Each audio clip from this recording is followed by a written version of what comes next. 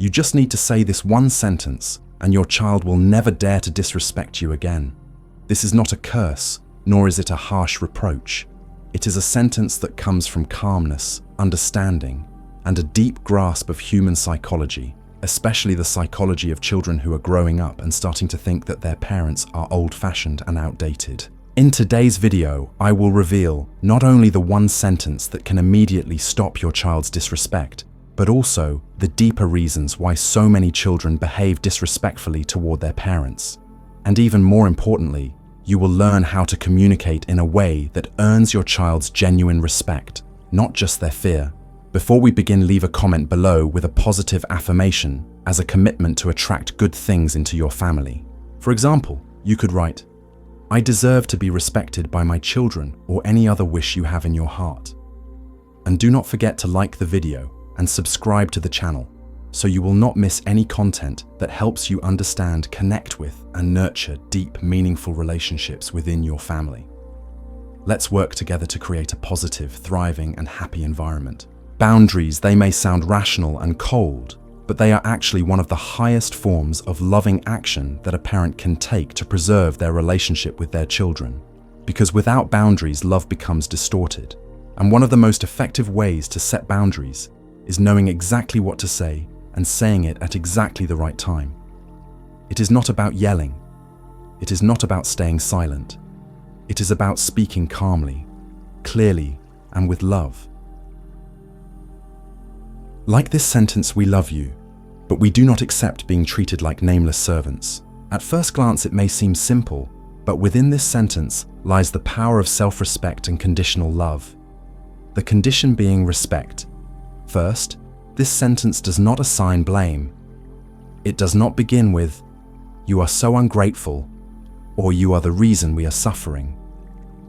It does not criticize, insult, or shame the child. Instead, it simply reflects the genuine feelings of the parent from a place of hurt, but with dignity and clarity intact. Second, it contains no commands, threats, or manipulation. There are no phrases like, "If you keep doing this, then," or "We will cut off all support if you do not." This prevents the child from going into defense mode. Instead, it stirs confusion, forcing them to confront their own behavior. Third, and most importantly, this sentence reestablishes a clear boundary. It reminds us of something many parents often forget. Loving someone does not mean allowing yourself to be disrespected. The sentence does not demand immediate change, but it compels the child to reflect on their actions. And that is the very first step toward transformation. Moreover, the image of the nameless servant is incredibly powerful and vivid. It needs no further explanation. It evokes feelings of invisibility, silent sacrifice, and unconditional service. And in doing so, it taps into the latent guilt within the child's subconscious. You do not have to shout to make people listen. You simply need to show them you recognize your own value and you will not accept behaviors that damage that value. And this is exactly when the sentence works its magic, when you say it from a place of awakening, no longer willing to suffer in silence. You may say the right sentence at the right moment. But if you do not understand why children gradually lose respect for their parents, all your efforts will be like trying to put out a fire without addressing its source. The truth is, disrespect is not an inherent trait, it is a reaction. As people grow older, they collide more with the world and are stretched thin by invisible pressures. The children who once cried in their mother's arms over a scraped knee are now carrying the heavy burdens of food, housing, careers, and societal expectations.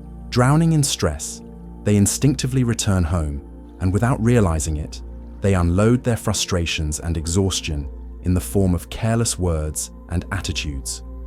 It is not uncommon for a son in his 20s to come home late from work, and when his mother asks a few questions, he snaps, "You keep asking the same thing. Can you just leave me alone?" before slamming his door. Or for a daughter now married to return to her parents' house, only to lie around and give orders like she is talking to an employee. "Dad, let me borrow the car. Is there any food ready?" The tragedy is, they do not even realize they are wrong. In their eyes, their parents are always available, always enduring, and always forgiving. Therefore, they unconsciously, or sometimes consciously, minimize the role of the very people who once meant the world to them. From another angle, there are children who from a young age have been accustomed to being served by their parents from their clothing, their education, to even their emotions. When they grow up, they do not know how to respond with gratitude, because deep down they believe it is simply something parents are supposed to do.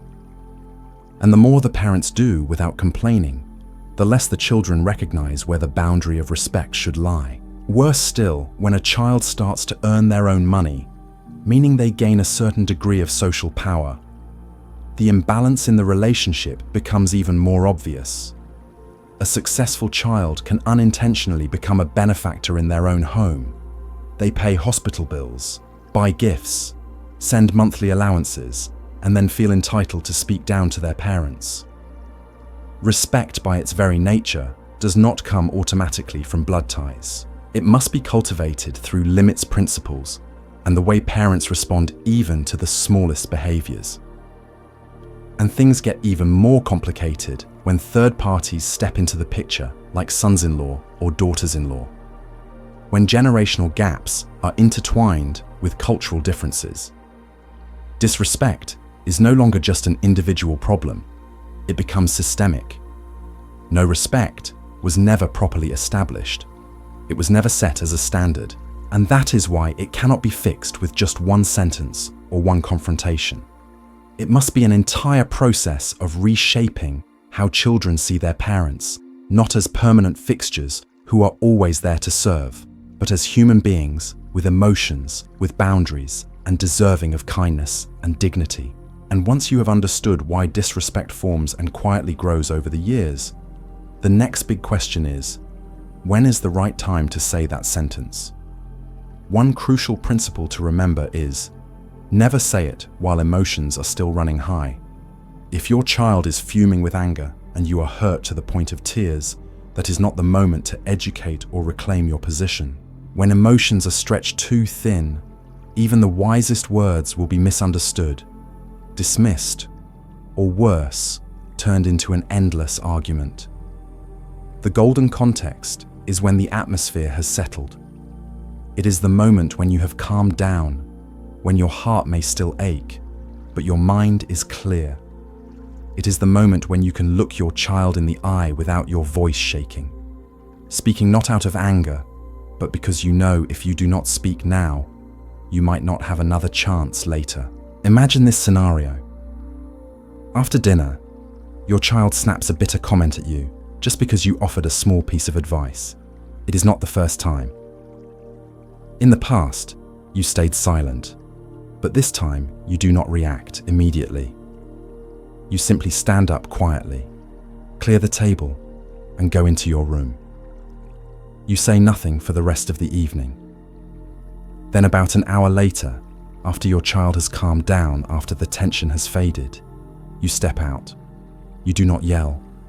You do not cry. You simply stand before your child, look them straight in the eye and say, "We love you." But we do not accept being treated like nameless servants. Just that sentence spoken slowly, clearly, and with self-respect. The silence beforehand combined with your steady gaze will make it impossible for your child to ignore. They will be forced to face it, forced to think, and even if their reaction on the surface seems unclear, something inside will be stirred. And if you are still hesitating, still telling yourself, "It is okay, I can endure a little more," then you need to know this. Silence does not make everything smoother. It only allows disrespect to take deeper root in your child's mind, as if it were something natural. Because when you stay silent, you are unintentionally teaching your child. You have an unconditional servant. No apology needed. No gratitude needed. No boundaries needed. And gradually, the once warm relationship will deform into something else entirely, a giver and a taker, but without any gratitude. As time goes on, you will find your child becoming cold towards you, not because they hate you, but because they no longer see you as someone who deserves kindness. And then one day, when you are angry, no one will apologize. When you are sick, no one will ask how you are. When you are hurt, only you will know. The real fear is not the coldness. It is the distortion of roles when parents once cherished become just another part of the service system, without a name, without an age, without feelings. You do not have to scream, but you must speak up right now. Because if you do not, each day that passes will be another day you lose a little more of your value in your child's eyes. And if you think that staying silent or yielding is the best way to maintain peace in the family, then please reconsider. Because sometimes silence does not create harmony, it creates distortion. Distortion in your child's understanding, distortion in your role, and distortion in how your child views family bonds. There are some sentences parents often say, not because they are weak, but because they want to keep the peace at home. Yet over time, these very sentences become sweet poison, silently eroding the image of the parent in the child's eyes. For example, the sentence, "It is okay, just do what you want," seems gentle on the surface, but is actually an act of giving up. Not giving up the conflict, but giving up your role as a parent. A grown-up with clear values, boundaries, and emotions would never deny themselves like that.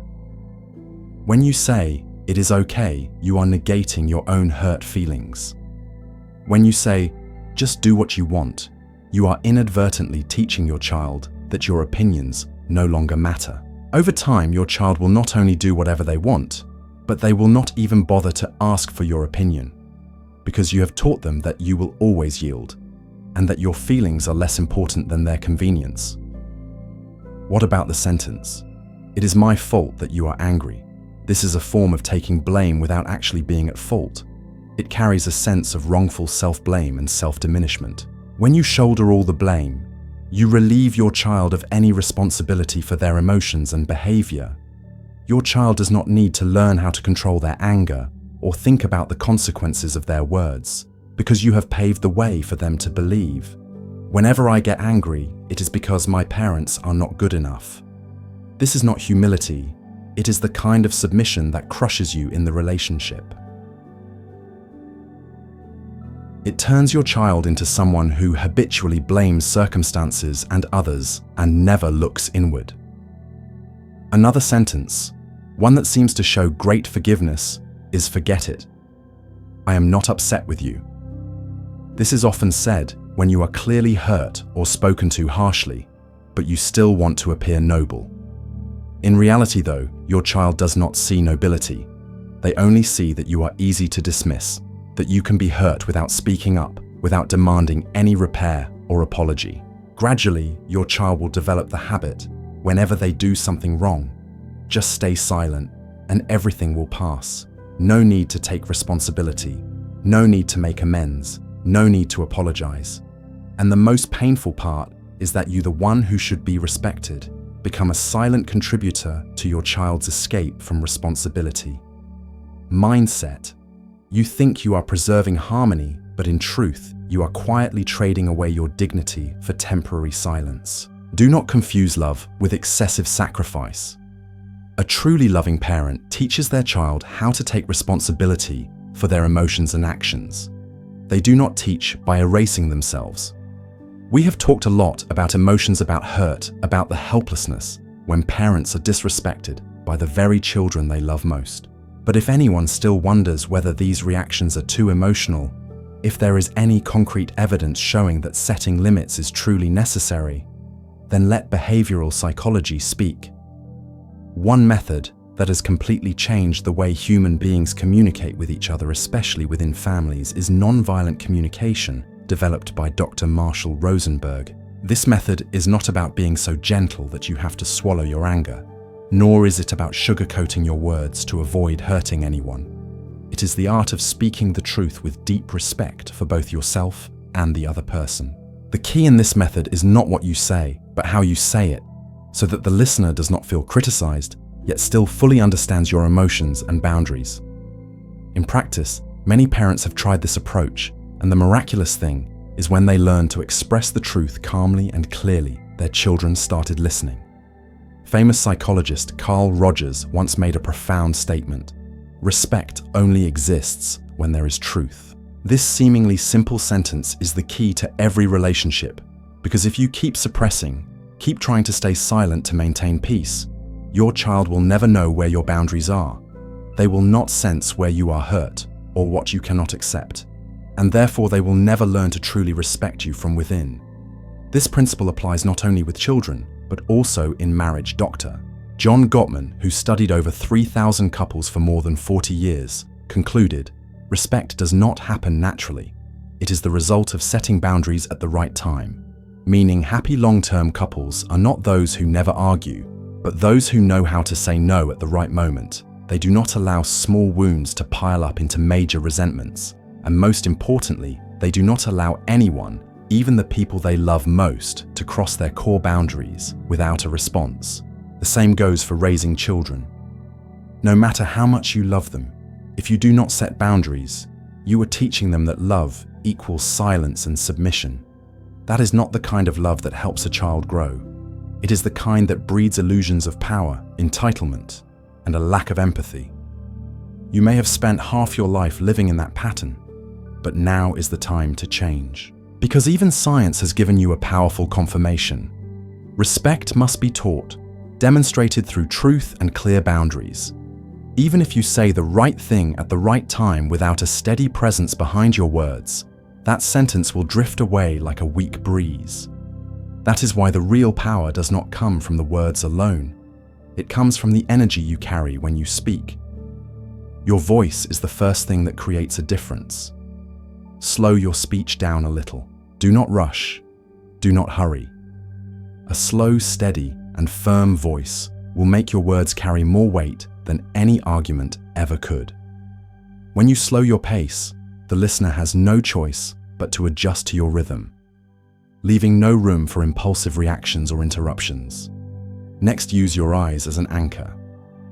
Eye contact is a way to show full presence without avoidance. When you look your child in the eyes and hold that gaze gently but firmly, you are sending a silent message.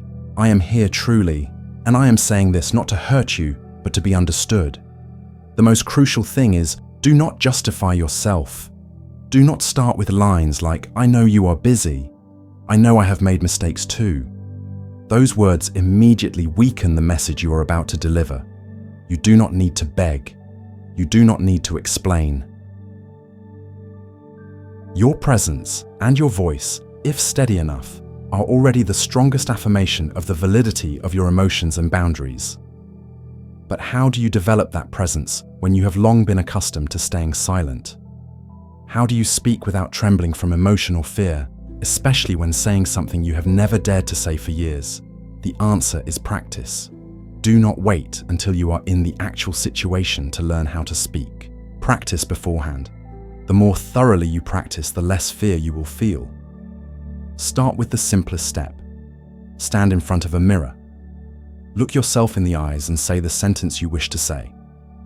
Not by memorizing it, but by speaking it from real emotion. Seeing your own eyes and expressions will help you recognize areas that need adjustment. A glance that still avoids a voice, that still wavers, a posture that still lacks steadiness. And all of these can be refined once you are aware of them. Then try recording yourself. Listening to your own voice is a wonderful way to understand how you are coming across. Do not be discouraged if you hear yourself for the first time and think, it sounds strange, or my voice sounds too weak. That is completely normal. Confidence does not come from a single perfect attempt. It comes from dozens of quiet practices so that one day when you speak in real conversation, you will be ready. The final step is to create a role-play scenario.